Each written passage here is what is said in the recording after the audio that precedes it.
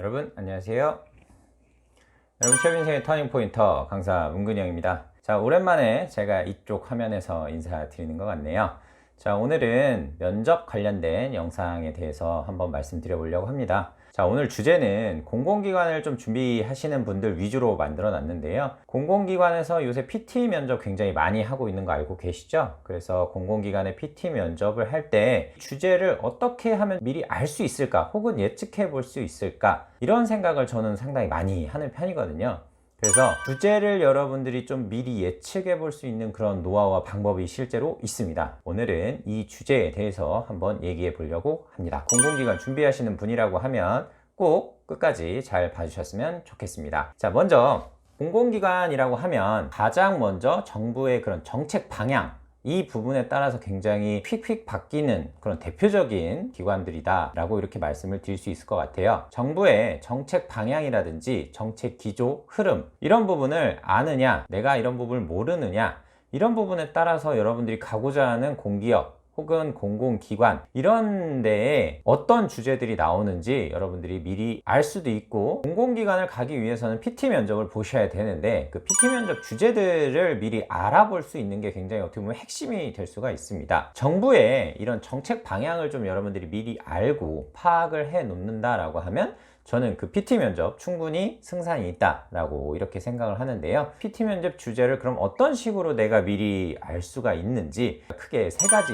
방법에 대해서 준비를 한번 해봤습니다. 하나씩 먼저 대략적으로 살펴볼게요. 자, 먼저 최근에 정부의 그린 뉴딜 정책이다, 한국판 뉴딜 정책이다, 이런 뉴스 기사를 아마 보셨을 것이라고 저는 생각을 하는데, 대통령이 이 정책 기조에 대한 정책 브리핑 같은 것을 실제 진행을 합니다. 그러면 이 내용을 여러분들이 일일이 잘 한번 살펴보셔야 돼요. 이게 첫 번째고요. 자, 두 번째, 정부에서 이 대통령의 정책 방향에 맞춰서 담당 부처마다 정책을 하나씩 내놓습니다. 그리고 실제 어떤 사업을 진행을 하겠다, 이런 내용을 뉴스 기사로 실제 내놓게 됩니다. 이 부분을 주무 부처들이 있는데 이쪽 관련해서 정보를 빨리 파악하시는 게 가장 효과적으로 준비할 수 있는 방법입니다. 자, 그리고 세 번째, 국회 홈페이지가 있습니다. 국회 홈페이지가 왜 중요하냐면, 대통령이 뭔가 이렇게 추진을 하겠다라고 하면 이게 법으로 만들어져야 실제 활용할 수 있는, 체감할 수 있는 그런 정책으로 활용이 되는 것이거든요. 그러면 당연히 이거를 만들어내는 입법기관인 국회에 매우 중요하죠. 그러면 이걸 어디에서 확인하고 내가 어떤 식으로 이걸 접근할 수 있는지 이걸 알게 되면 우리나라의 그런 공공기관 전체 혹은 내가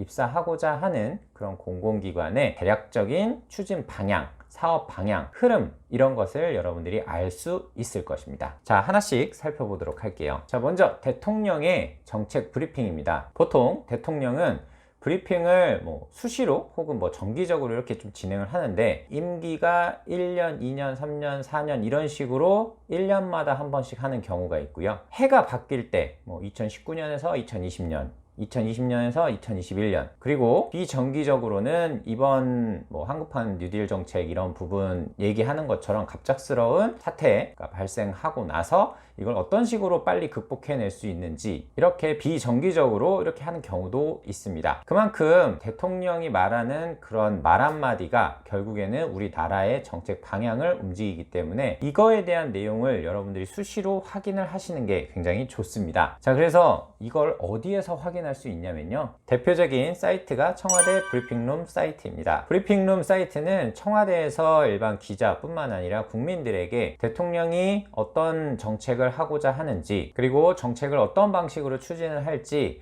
대통령이 지시하는 그런 모든 내용들을 브리핑룸 사이트에다가 게시를 하게끔 되어 있습니다. 공공기관이기 때문에 당연히 국민들한테 알려야 되는 의무가 있기 때문인 것이죠. 그러면 정부가 어떠한 이런 대통령의 지시를 받아 이 업무를 수행을 할지 대략적으로 청와대 브리핑룸 사이트를 가시게 되면 이 부분에 대해서 충분히 알 수 있을 것입니다. 이렇게 대통령이 브리핑을 진행을 하고 난 다음에 이거를 각 주무 주무부처들이 있습니다. 제가 여기서 말하는 주무부처들은 국토교통부, 기획재정부, 산업통상자원부, 외교부 이런 식으로 정부의 각 부처들이 있죠. 이 부처의 홈페이지를 가셔서 이 내용들을 아셔야 됩니다. 자, 그 이유가 공공기관 혹은 공기업이라고 하는 경우는 대다수 정부 부처의 지원과 사업 감사 이런 부분을 받기 때문에 정부 부처가 어떤 사업을 진행을 하고 추진하느냐에 따라서 그 기관이 앞으로 해야 되는 역할과